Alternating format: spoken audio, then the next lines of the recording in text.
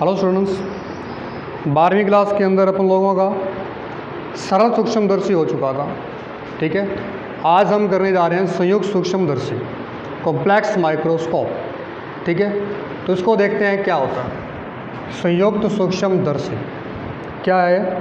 संयुक्त सूक्ष्मदर्शी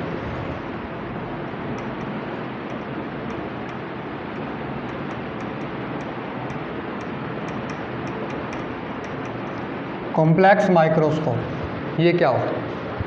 देखो, मैंने आपको कल बताया था कि एक सरल सूक्ष्मदर्शी होती है, एक संयुक्त सूक्ष्मदर्शी होती है।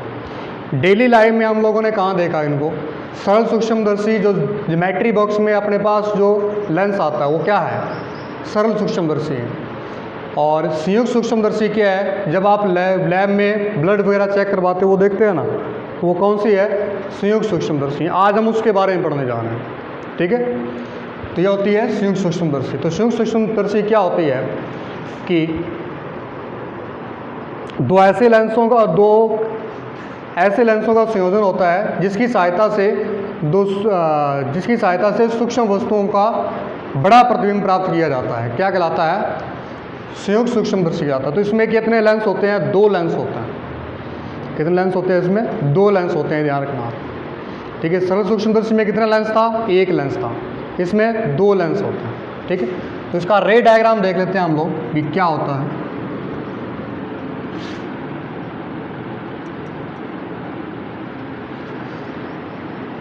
एक लेंस तो होता है छोटा,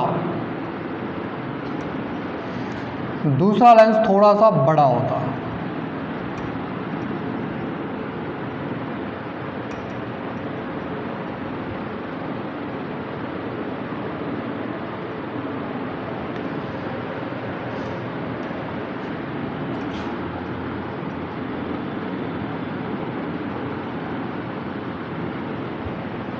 इस प्रकार से होता है।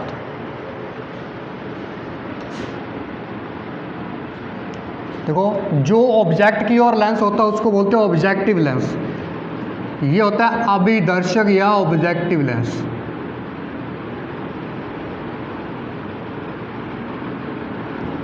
जो हमारी आंख की तरफ होता है, 2 लेंस होते हैं। एक हमारी आंख की तरफ जहाँ से अपन देखते हैं वहाँ उसके पास होता है, ये होता है वो लेंस। इसको बोलते हैं अभिनेत्र लेंस।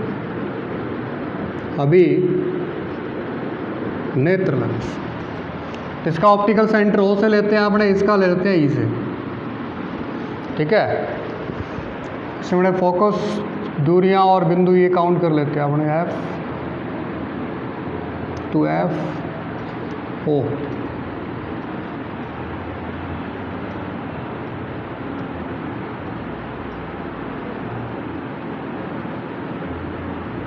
इसकी फोकल डिस्टेंस लगभग यहाँ ले लेते हैं अब, 2F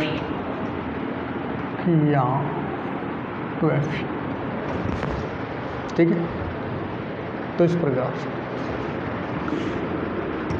अब अपने कोई भी ऑब्जेक्ट रखेंगे अभिदर्शक लेंस के आगे। नीचे स्लाइड में अपने रखते हैं ना ब्लड को, तो ऑब्जेक्ट होता है, तो उसको इस लेंस के आगे रखते हैं, उसको अभिदर्शक लेंस, ऑब्जेक्टिव लेंस के आगे। ठीक है, तो मान लो यहाँ कोई ऑब्जेक्ट पड़ा हुआ है, ये भी। ठीक है, अब इसकी इमेज बनानी है आपको। पहली प्रकाशीय किरण जाएगी मुख्य अक्ष के समांतर, वो कहाँ से पास हो जाएगी? फोकस बिंदु से। फोकस बिंदु से पास हो जाएगी। इसके बाद जाएगी प्रकाशीय केंद्र से।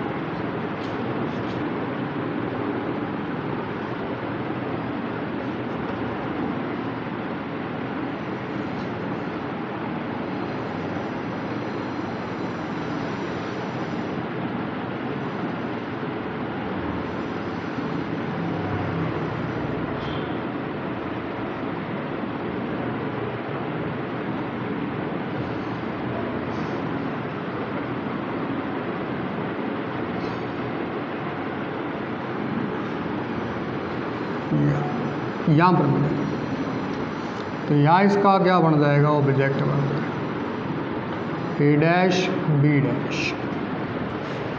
ठीक है, ये ऑब्जेक्ट बनेगा जो अभिनेत्र लेंस है, इसके फोकस बिंदु और प्रकाशीय केंद्र के बीच में बनेगा। ठीक है। अब इस लेंस की सहायता से इसकी इमेज और बनेगी। इस लेंस ने इसको थोड़ा बड़ा किया, अब ये वाला बड़ा लेंस इसको और बड़ा कर देगा, ठीक है, तो इसको और मैग्नीफाई कर देगा। तो यहाँ से प्रकाश की किरण जाएगी सीधी और कहाँ से गुजरेगी, सॉरी एफ फोकस बिंदु से गुजर जाएगी। दूसरी जाएगी प्रकाश के केंद्र से इस प्रकार से, और ये पीछे कहीं ना कहीं जाकर के मिल जाएगी। जहाँ मिलेंगी वहाँ उसका क्या बन जाएगा, एक बड़ा प्रतिबिंब A double dash B double dash. तो ये आपको अंतिम प्रतिबिंब प्राप्त है, ठीक है। तो ये रहेगा इसका रे डायग्राम, किसका, संयुक्त सूक्ष्मदर्शी का। अब देखो ये ऑब्जेक्ट की डिस्टेंस है तो इसको u0, यहाँ से वो प्रकाश के केंद्र इसका 0 है तो u0 से लिख लेंगे। इसकी इमेज ये बनी है तो इसको आप लिख लोगे VO, ठीक है। ये है इसके लिए ऑब्जेक्ट का काम कर रहा है, बिंब का काम कर रहा है, तो ये क्या हो जाएगी UE हो जाएगी। और ये बड़ी है ये क्या हो जाएगी V, इस वाले लेंस से प्रतिबिंब की दूरी। तो ये सारी की सारी अपने पास डिस्टेंसेस आ रहे हैं, ठीक है। ये इसका रे डायग्राम रहेगा संयुक्त सूक्ष्मदर्शी का, कि आपने दो लेंस लिए, ये ऑब्जेक्टिव लेंस, ये अभिदर्शक लेंस, अभिनेत्र लेंस या आई लेंस बोलते हैं इसको, ठीक है। ये बिंब की ओर होता है, ये प्रतिबिंब की ओर, सॉरी अपने आंख की ओर होता है, ठीक है। तो अपने यहाँ कोई भी एक ऑब्जेक्ट रखते हैं, ये भी, इससे एक इमेज बनाई हम लोगों ने जो यहाँ आकर बनी, इससे एक इमेज और बनी, ये बड़े वाली इमेज ये बन रही है, ठीक है। तो इस प्रकार से संयुक्त सूक्ष्मदर्शी से और बड़ा प्रतिबिंब प्राप्त किया जा सकता है, ठीक है। अब अपने इसकी मैग्नीफिकेशन पावर के लिए फॉर्मूला ड्राइव करेंगे, ठीक है, आवर्धन क्षमता के लिए। वो देखो, तो आवर्धन क्षमता m बराबर आपको पता ही है भी क्या होती है, tan बीटा बटे tan अल्फा। अब tan बीटा और tan अल्फा की वैल्यू, एक वो डायग्राम नहीं बनाया भी अपने, जब अपने इसको नग्न आँखों से देखते हैं तब इसकी इमेज कुछ इस प्रकार की बनती है, आपको ध्यान होना चाहिए। प्रतिबिंब के लिए आपको डायरेक्ट ये लेनी है, न्यूनतम दूरी पर रखेंगे इसको, ये ऑब्जर्वर अल्फा है, ठीक है। तो यहाँ से आप tan अल्फा निकाल लो, क्या होगा, AB बटा में माइनस का D। tan बीटा अंतिम प्रतिबिंब बन रहा है, इसका एंगल ये वाला लोगे आप बीटा, और डायग्राम आप ये ले सकते हो इसका। तो त्रिभुज A dash B dash E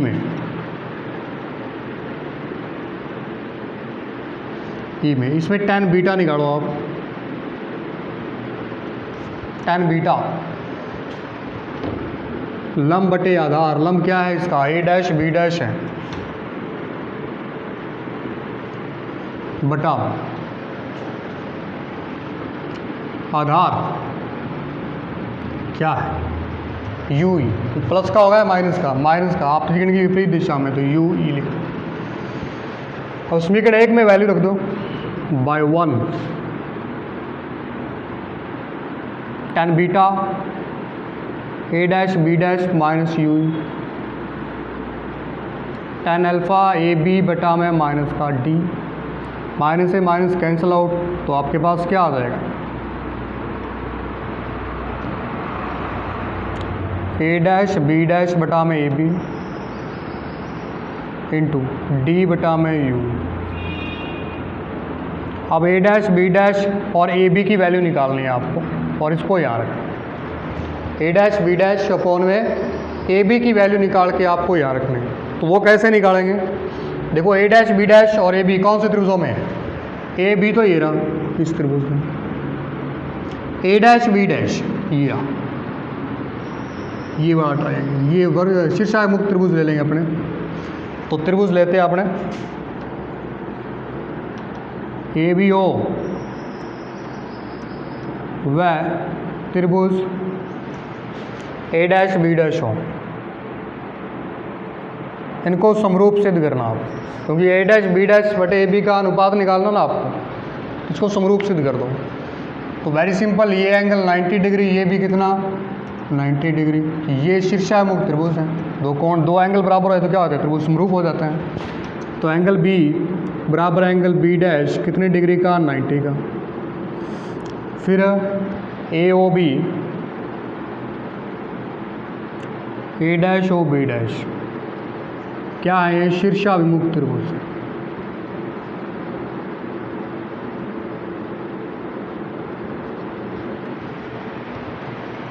तो एंगल एंगल प्रॉपर्टी से क्या हो जाएगा, त्रिभुज ए बी ओ समरूप हो जाएगा ए डैश बी डैश ओ। अब समरूप त्रिभुजों में आप जानते हो कि संगत भुजाएं क्या होती हैं, समान अनुपात में होते हैं। तो संगत भुजाएं देखो इसमें, ए डैश बी डैश की संगत क्या है, ए बी, तो ए डैश बी डैश बटा में ए बी। इसके संगत क्या है, ओ बी डैश की संगत क्या है, ओ। अब इनकी वैल्यू रख दो अकॉर्डिंग टू साइन कन्वेंशन लो, ए डैश बी डैश बटा में A B. O B dash की वैल्यू, ओ बी डैश की वैल्यू क्या है, वी जीरो। प्लस का है माइनस का, इस लेंस के लिए है तो प्लस का होगा वी जीरो। ओ बी इस डायरेक्शन में जा रहे हैं तो माइनस का यू जीरो। अब ये वैल्यू आपको समीकरण नंबर में रखने हैं 4, समीकरण 4 में मान रखने को।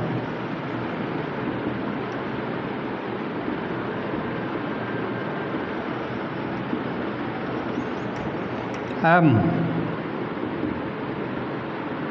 ए डैश बी डैश बटे ए बी की वैल्यू क्या है, ये रही, तो we zero minus you zero into D बटा में यू ई, ये आ जाएगी इसकी मैग्नीफिकेशन पावर।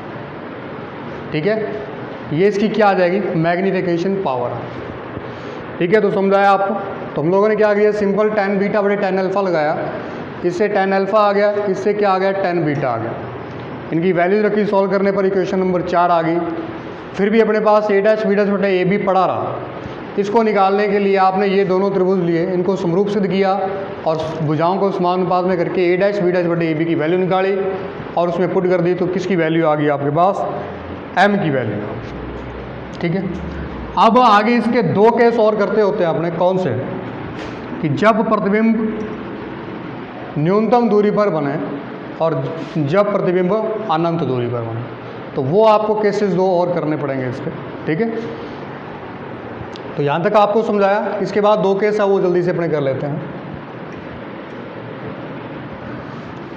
देखो, ये वैल्यू आपको ध्यान में रखनी है, अभी इसको साइड में लिख लेते हैं अपन कि एम बराबर वी जीरो बटे यू जीरो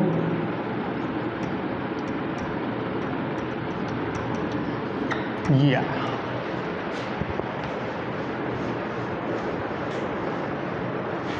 अब केस नंबर फर्स्ट लेंगे कि जब अंतिम प्रतिबिंब न्यूनतम दूरी पर बने,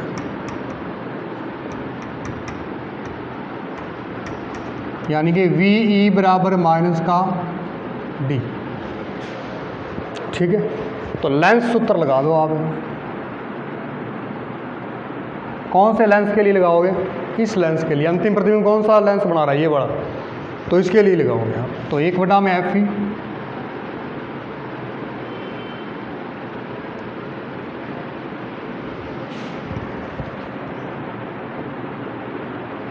इसकी जगह माइनस का डी रखोगे आप, माइनस का यू ई,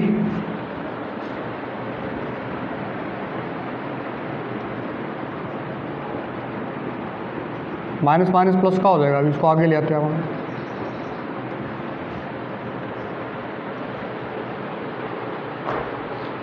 अब देखो आपको क्या चाहिए, ये फॉर्मूला बनाना आपको ताकि यहाँ एम बन जाए। तो आपको यहाँ पर तो डी बटे यू ही चाहिए। तो क्या करेंगे, डी बटे यू ही कब आएगा, जब यहाँ डी हो। तो दोनों तरफ डी से मल्टीप्लाई कर दो।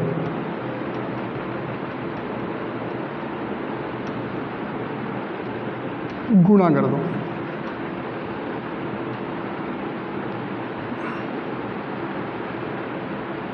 डी से डी कैंसिल आउट, तो डी बटे यू ई,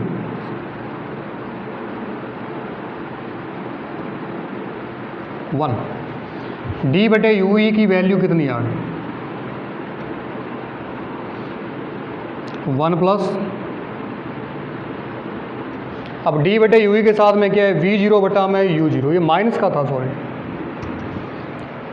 ठीक है, ये माइनस का था, वी जीरो बटा में यू जीरो। तो इसकी मल्टीप्लाई कर दो दोनों तरफ,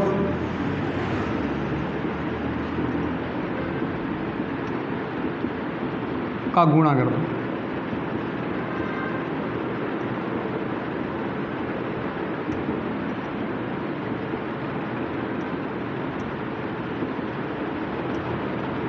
अब ये वैल्यू क्या है, कैपिटल एम,